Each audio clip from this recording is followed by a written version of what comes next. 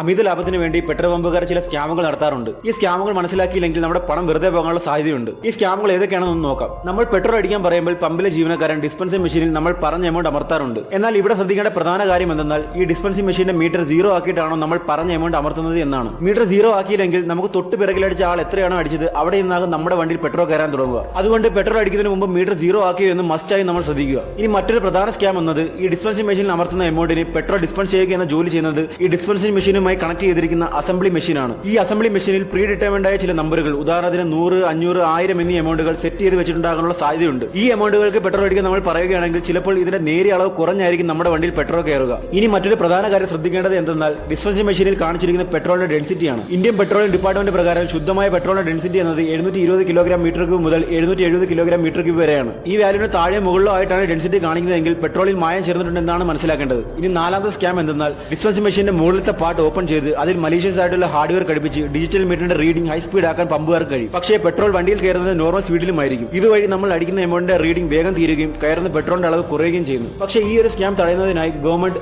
ഉദ്യോഗസ്ഥരുടെ പെർമിഷൻ ഇല്ലാതെ ഈ ഡിസ്പെൻസിംഗ് മെഷീൻ ഓപ്പൺ ചെയ്യുന്നത് നിരോധിച്ചിട്ടുണ്ട്.